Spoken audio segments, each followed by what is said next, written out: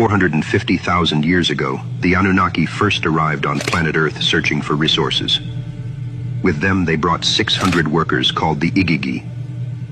It was these 600 who spread out across the continent of ancient Africa, with each one setting up an infrastructure enabling the Anunnaki to reap the benefits of a continent rich in all types of minerals.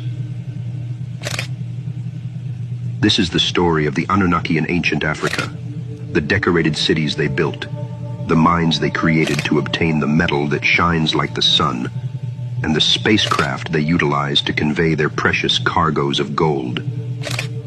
You will witness how they formed their stargates and how they were used, but most importantly, where and how they created their worker man.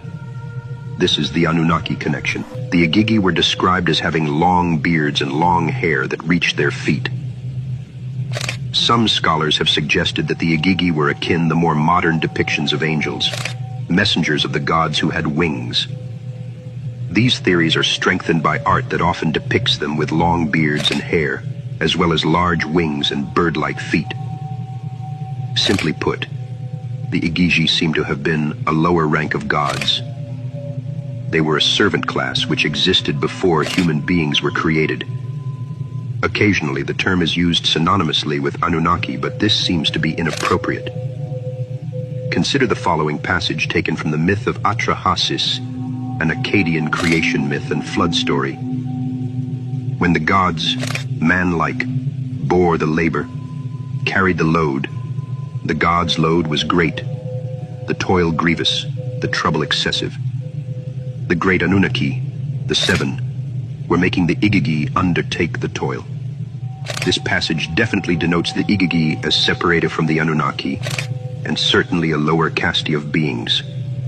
The Igigi were being forced to dig a watercourse. They got tired of it, so they revolted against Enlil, one of the head Anunnaki. They burned their tools and surrounded Enlil's estate.